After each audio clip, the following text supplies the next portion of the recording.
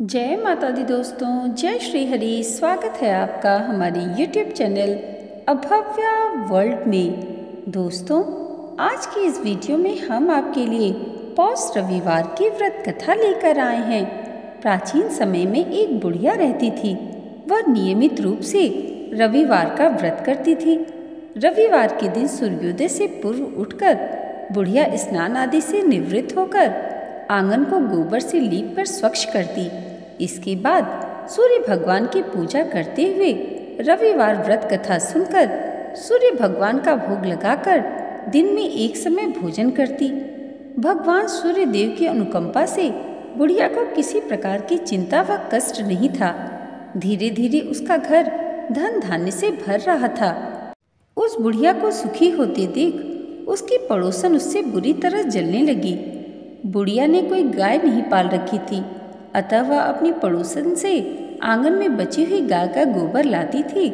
पड़ोसन ने कुछ सोचकर अपनी गाय को घर के भीतर बांध दिया और रविवार को गोबर न मिलने से बुढ़िया अपना आंगन नहीं लीप सकी।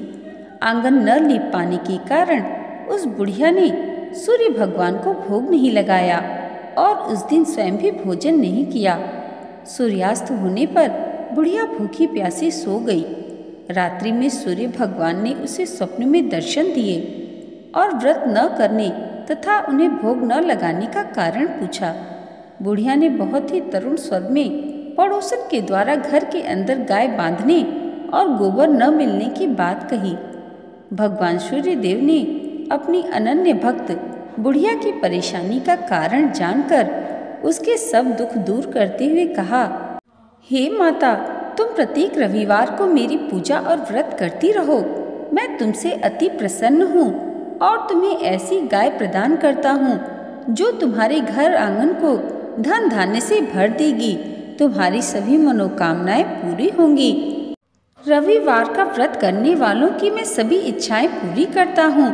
मेरा व्रत करने व कथा सुनने से बाह्य स्त्रियों को पुत्र की प्राप्ति होती है। स्वप्न में उस बुढ़िया को ऐसा वरदान देकर सूर्य भगवान अंतर ध्यान हो गए। प्रातःकाल सूर्योदय से पूर्व उस बुढ़िया की आंख खुली तो वह अपने घर के आंगन में सुंदर गाय और बछड़े को देखकर हैरान हो गई। गाय को आंगन में बांधकर जल्दी से उसे चारा लाकर खिलाया। पड़ोसन ने उस बुढ़िया के आंगन में बड़ी सुंदर गाय और बछड़े को देखा तो वह उसे और अधिक जलने लगी। तभी गाय ने सोने का गोबर किया। गोबर को देखते ही पड़ोसन की आंखें फटी की फटी रह गईं। पड़ोसन ने उस बुढ़िया को आसपास न देखकर तुरंत उस गोबर को उठाया और अपने घर लेकर चली गई तथा अपनी गाय का गोबर वहां रख आई। सोने के गोबर से पड़ोसन कुछ ही दिनों में धनवान हो गई। गाय प्रतिदिन सूर्योदय से पूर्व सोने का गोबर दिया करती थी और बुढ़िया के उठने से पहले पड़ोसन उस गोबर को उठाकर लेकर चली जाती थी। बहुत दिनों तक बुढ़िया को सोने के गोबर के बारे में कुछ भी पता नहीं चला। बुढ़िया पहले की तरह हर रविवार को भगवान सूर्य देव का व्रत करती रही और कथा सुनती रही। लेकिन जब सूर्य भगवान को पड़ोसन की चालाकी का पता चला तो उन्होंने तेज आंधी चलाई। आंधी का प्रकोप देखकर बुढ़िया ने गाय को घर के भीतर बांध दिया। सुबह उठकर बुढ़िया ने सोने का गोबर देखा तो उसे बड़ा ही आश्चर्य हुआ। उस दिन के बाद बुढ़िया गाय को घर के भीतर बांधने लगी। सोने के गोबर से बुढ़िया कुछ ही दिनों में बड़ी ही धनवान हो गई। बुढ़िया के धनी होने से पड़ोसन फिर बुरी तरह जल भुनकर राख हो गई और उसने अपने पति को समझाया। उस नगर के राजा के पास भेज दिया। राजा को जब बुढ़िया के पास सोने के गोबर देने वाली गाय के बारे में पता चला तो उसने अपने सैनिक भेजकर बुढ़िया की गाय लाने का आदेश दिया। सैनिक उस बुढ़िया के घर पहुँचे। उस समय बुढ़िया सूर्य भगवान को भोग लगाकर स्वयं भोजन करने वाली थी। राजा के सैनिकों ने गाय और बछड़े को खोला और अपने साथ महल की ओर ले चले। बुढ़िया ने सैनिकों से गाय और उसके बछड़े को ना ले जाने के लिए प्रार्थना की।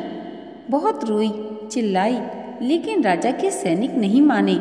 गाय व बछड़े के चले जाने से बुढ़िया को बड़ा ही दुख हुआ। उस दिन उसने ना कुछ खाया और ना ही कुछ पिया और सारी रात सूर्य भगवान से गाय व बछड़े को लौटाने के लिए प्रार्थना करती रही। उधर सुंदर गाय को देखकर राजा बहुत ही खुश हुआ। सुबह जब राजा ने सोने का गोबर देखा तो उसके आश्चर्य का ठिकाना न रहा। उधर सूर्य भगवान को भूखी प्यासी बुढ़िया को इस तरह प्रार्थना करते देख उस पर बड़ी ही करुणा आई। उसी रात सूर्य भगवान ने राजा को स्वप्न में कहा, राजन, बुढ़िया की गाय और बछड़ा तुरंत लौटा दो, नहीं तो तुम पर विपत्तियों का पहाड़ टूट पड़ेगा, तुम्हारा महल नष्ट हो जाएगा।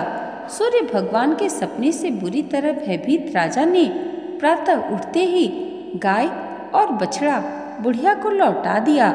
राजा ने बहुत सा धन देकर बुढ़िया से अपनी गलती के लिए क्षमा मांगी। राजा ने पड़ोसन और उसके पति को उसकी इस दुष्टता के लिए दंड दिया।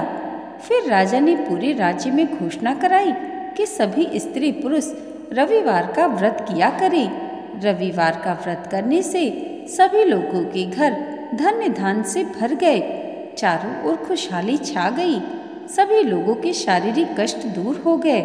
राज्य में सभी स्त्री पुरुष सुखी पूर्वक जीवन यापन करने लगे।